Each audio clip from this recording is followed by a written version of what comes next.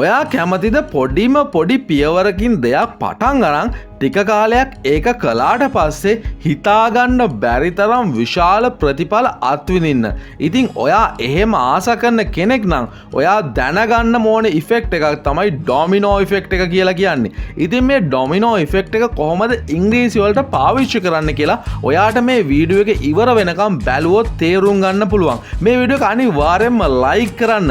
මොකද එහෙම කළොත් තමයි මේ ඉෆෙක්ට් එක ගැන ගොඩක් අය දැනගන්නේ. අනිවාර්යෙන්ම දැම්ම ලයික් බටන් එක බලලා මේ වීඩියෝ එක බලන්න පටන් ගන්න. ඩොමිනෝ එකක් කියලා කියන්නේ සාමාන්‍ය ඍජුකෝණාශ්‍රාකාර ඔබ්ජෙක්ට් එකක්. ඉතින් මේ ඔබ්ජෙක්ට් එක දිගින් දිගටම එක දිගට තිබ්බොත් එහෙම ඔයා පළවෙනි ඍජුකෝණාශ්‍රාකාර මේ ඔබ්ජෙක්ට් එක තල්ලු කරන බලයෙන් ඔයාට පුළුවන් මිලියන ගාණක් උනත් ඩොමිනෝස් වටන්න. මේකේ පුදුමයට කාරණය කියලා කියන්නේ ඔයා පොඩි ඩොමිනෝ එකකින් පටන් ගත්තට ඔයාට පුළුවන් මේක 100,000 ලක්ෂය වගේ අරන් යනකොට මේක ඉතා විශාල ඩොමිනෝ එකක් බවට පත් කරවන්න උනත්. හිතන්න ඔයා මුලින් ගන්න මේ පොඩි ටච් එකෙන් මිලියන ගානක ඉෆෙක්ට් එකක් හැදෙනවා ටික වෙලාවක් යනකොට. ඉතින් මේක තමයි සරලව ගත්තොත් ඩොමිනෝ ඉෆෙක්ට් එක කියලා කියන්නේ. මම දැන් ඔයාලට පැහැදිලි කරන්නම් මේ ඩොමිනෝ ඉෆෙක්ට් එකේ තියෙන මූලික කාරණා කොහොමද ඉංග්‍රීසි ඉගෙන ගන්න ඔයාට පාවිච්චි කරන්න පුළුවන් කියන එක සම්බන්ධව. පළවෙනි පියවර තමයි start with the thing you are most motivated to do. ඔයා දේවල් කරන්න කැමති වෙන්නේ ඔයා ඒ දේ කරන්න ආසයි නම්, ඔයා ඒ දේ කරන්න මොටිවේට් වෙලා ඉන්නවා නම්. ඉතින් ඉංග්‍රීසි වලත් ඔයා වැඩියෙන්ම ආස දෙයින් පටන් ගන්න ඕනේ. හිතන්න ඔයා ෆිල්ම්ස් බලන්න කැමති නම්, ඔයා සින්දු අහන්න කැමති නම් ඔයා මුලින්ම කරන්න ඕනේ ඉංග්‍රීසි ෆිල්ම්ස් බලන එක, ඉංග්‍රීසි සින්දු අහන එක. මේ වගේ ඔයා වැඩියෙන්ම කැමති ඒරියා එකකින් තමයි ඔයා මේක ආරම්භ කරන්න ඕනේ. ඒක තමයි ඔයා ගන්න සරල කුඩා පියවර. හිතන්න ඔයා අද ෆිල්ම් එකක් බලන්න පටන් ගන්නවා. මේක දිගින් දිගටම කළාට පස්සේ අවුරුද්දක් විතර යනකොට ඔයාට කිසිම සබ්ටයිටල් එකක් නැතුව ඒ ෆිල්ම් එක බලන්න පුළුවන්. මේක තමයි මේ ඩොමිනෝ ඉෆෙක්ට් එකේ තියෙන විශේෂත්වය. Tip number 2.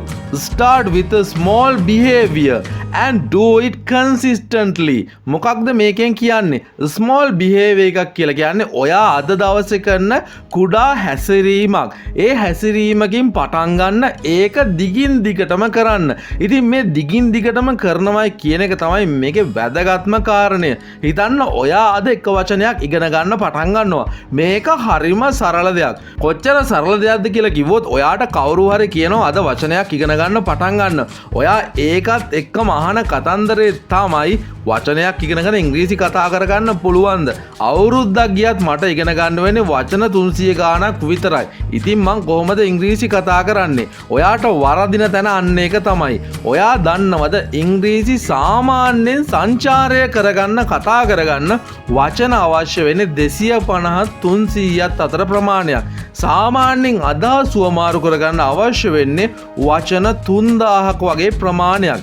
ඉතින් ඔයා අවුරුද්දක් හිතන්නේ නැතුව මේ වැඩේ කළොත් ඔයාට සාමාන්‍යයෙන් සංචාරය කරගන්න පුළුවන් මට්ටමේ වචන ටිකක් ඔයාට ලැබෙනවා. ඔයා මේ ඉංග්‍රීසි වලට කරන්නේ නැතුව ඔයා වෙන භාෂාවකට කරලා බලන්න. හිතන්න හින්දි භාෂාව කියලා. අවුරුද්දක් යනකොට ඔයා අද ආරම්භ කරන මේ කුඩා ක්‍රියාව වචන 365ක් දක්වා විශාල වෙනවා. ඒකට අදාළ තවත් වචන ඔයාට රිලේට් වෙලා වචන 10 ගානක ප්‍රතිඵලයක් ඔයාට ලැබෙනවා. ඉතින් මේකට හේතුනේ ඔයා අද දවසේ පටන් ගන්න පොඩි ක්‍රියාවලිය. ඉතින් ඒක නිසා අද දවසේ පොඩි ක්‍රියාවලියකින් මේ ඉංග්‍රීසි ගමනත් ඔයා පටන් ගන්න ඕනේ. අද එක වචනයක් පාඩම් කරලා හරි පටන් ගන්න. වැදගත්ම දේ හෙටත් අලුත් වචනයක් ඒ වෙලාවටම ඉගෙන ගන්න. Tip number 3. Immediately move to the next task you are motivated to finish. ඔයා එක ටාස්ක් එක රැඳිලා ඉන්න එපා. මේ වැඩේ කරනවා නම් ඔයා එක ටාස්ක් එකකින් ඊළඟ ටාස්ක් එකට ඉක්මනට මාරු වෙන්න ඕනේ. ඔයා එකට ගොඩක් කැමති නම් මොටිවේට් වෙලා ඉන්නවා නම් හිතන්න ඔයා ඉංග්‍රීසි ලියනවා කියලා ඔයාට ඕනේ ඒ ලියපු දේ කතා කරන්න. එහෙම කතා කරන්න අවශ්‍යයි නම් ඔයා කාලය ගන්න එපා. ඔයා ලියපු සැනින් ඒක කතා කරන්න පුරුදු වෙන්න. මෙන්න මේ කාරණයක් ඔයාලට ගොඩක් වැදගත්. ගොඩක් අය ඉංග්‍රීසි ඉගෙන ගද්දි කරන වැරද්දක් තමයි මේ ඩොමිනෝ ඉෆෙක්ට් එකෙන් ඔයාලට පැහැදිලි වෙන්නේ. හිතන්න ඔයා පන්ති යනවා. හැබැයි ඔයා ඉංග්‍රීසි කතා කරන්න ඕනේ කියන හැඟීම කතා කරන්න තියෙන අවශ්‍යතාවය ඔයා ඔටෝමැටිකලිම පස්සට දාගන්නවා. ඔයා හිතනවා මට කවදා හරි දවසක මේක හරියටම ඉවර කරගෙන කතා කරන්න පුළුවන් වෙයි වගේ එකක්. හැබැයි ඒ දවස කවදාවත් උදා වෙන්නේ නැහැ. ඔයා අදාර කුඩා පියවර ගත්තේ නැත්නම්. ඔයා අද ඉගෙන ගන්න දේ අද කතා කළොත් ඔයාට හෙට කතා කරන්න අලුත් වාක්‍ය කිහිපයක් හරි එකතු වෙයි. ඒක නිසා අද ඉගෙන ගන්න දේ ඉක්මනට කතා කරන තැනට ගේන්න ඔයා උත්සාහ කරන්න. Tip number 4. When in doubt, break things down into smaller chunks. මොකක්ද මේකෙන් කියන්නේ? මොකක් හරි අවුලක් ඇති වුණොත්, ඔයා මොකක් හරි process එකක්, ඔයා මොකක් හරි task එකක් වැඩක් කරනකොට අවුලක් ඇති වුණොත්, ඔයාට පුළුවන් ඒවා කුඩා පියවර වලට වෙන් කරන්න. හිතන්න ඔයාට වචන 100ක් පාඩම් කරන්න ඕනේ කියලා. ඔයාට ඒක මතක හිටින්නෙත් නෑ. ඔයාට ඒ වචන 100 පාවිච්චි කරන්නත් බැරි වෙනවා. ඔයාට පුළුවන් දවසකට වචන 5 ගානේ වෙන් කරගෙන මේක දවස් කිහිපයක් නැත්තම් 105න් බෙදුවට පස්සේ එන උත්තරේ දවස් 20ක් තිස්සේ මේක කරන්න. අපි මේකට මාසයක්ම තියමුකෝ. ඔයාට පුළුවන් මම මාසයක් ඇතුළත මේ වචන ටික ඉගෙන ගන්නවා.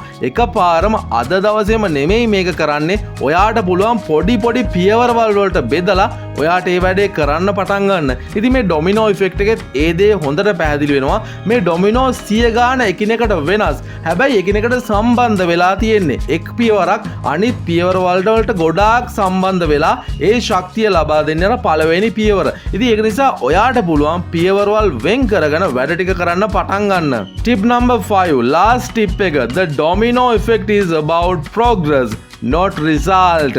මේකේ ප්‍රධානම දේ තමයි රිසල්ට් එක නෙමෙයි. අපි ඕනම දෙයක් කරනකොට රිසල්ට් එක ප්‍රතිඵලය ගැන තමයි මූලිකව අපි බලන්නේ. හැබැයි මෙතෙන්දි වැදගත්ම දේ තමයි ඔයාගේ ප්‍රෝග්‍රස් එක.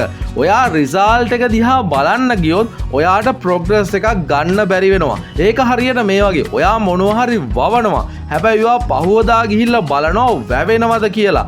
හැබැයි එහෙම කළොත් ඔයාට කවදාවත් ඒක සාර්ථකව වවන්න බෑ. හිතන්නවා මඤ්ඤොක්ක හිටවනවා කියලා. ඔයා මඤ්ඤොක්ක හිටවනවා නම් ඔයා ඒක හැමදාම ගිහිල්ලා අල හැදිලාද කියලා බලනවට වැඩිය ඔයාට පුළුවන් එකට වතුර දාන්න. ඔයාට පුළුවන් එකට පෝර දාන්න. ඉතින් මෙහෙම කළොත් ඔයා හිතන්නේ ප්‍රෝග්‍රස් එක ගැන, රිසල්ට් එක ගැන නෙමෙයි. රිසල්ට් එක ඔටෝමැටිකලි කාලයක් තිස්සේ ඔයාට ලැබෙනවා. ඔයා ප්‍රෝග්‍රස් එක ගැන උනන්දුනොත්. ඉතින් ඩොමිනෝ ඉෆෙක්ට් එක කියලා කියන්නේ ප්‍රෝග්‍රස් එක සම්බන්ධ දෙයක්, සාමාන්‍ය වර්ධනය පිළිබඳ දෙයක්. ඉතින් ඔයා හැම වෙලේම උනන්දු වෙන්න ඕනේ අදට වඩා හෙට වර්ධනය වෙන එක ගැන මිසක් ඔයාගේ අවසාන ප්‍රතිඵලය ගැන නෙමෙයි. ඔයා අවසාන ප්‍රතිඵලය ගැන නිතර හිතන්න පටන් ගත්තොත් ඔයාට අනිවාර්යයෙන්ම ස්ට්‍රෙස් වෙන්න සිද්ධ වෙනවා. එහෙම වුණොත් ඔයාට වැඩ ටික කරන්න හිතෙන්නේ නැහැ. මොකද අද වැඩේ සාර්ථක වෙලා නැහැ කියලා හිතෙනවා. ඉතින් එතකොට අයි මං හෙට කරන්නේ වගේ හැඟීමක් ඇති වෙනවා. ඔයා ප්‍රෝග්‍රස් එක ගැන විතරක් හිතලා වැඩ කළොත් ඔයාට සතුටු වෙන්න පුළුවන්. මට ඊයට වඩා වචනයක් අද පුළුවන්. අදට වඩා වචනයක් මට හෙට පුළුවන් වෙයි. හැබැයි සමස්ත ප්‍රතිඵලය ගැන ඔයා වැඩිය හිතන්නේ නැහැ. එහෙම කළොත් ඔයාට ගොඩක් සාර්ථකව ඉංග්‍රීසි ඉගෙන ගන්න පුළුවන්. හරි guys, ඔය විදිහ තමයි ඩොමිනෝ ඉෆෙක්ට් එක පාවිච්චි කරලා අපිට ඉංග්‍රීසි ඉගෙන ගන්න පුළුවන් වෙන්නේ. වීඩියෝ එක හොඳයි නම් අනිවාර්යෙන් මම ආපහු වතාවක් කියනවා ලයික් එකක් දාගෙන යන්න, යාළුවෙක්ට ෂෙයා කරන්න අමතක කරන්න එපා. ඉතින් ඔයාගේ අයිඩියාස් ඔයාගේ අත්දැකීම් පහලින් කමෙන්ට් කරගෙන යන්න. ඔයාට ඉස්සරහට අවශ්‍ය වෙන වීඩියෝස් මොනවද කියලා ඔයාගේ අයිඩියා එකක් තියෙනවා නම් ඒකත් පහලින් කමෙන්ට් කරගෙන යන්න. අදට ගිහින් එන්නම්. හැමෝටම good luck. හැමෝටම goodbye.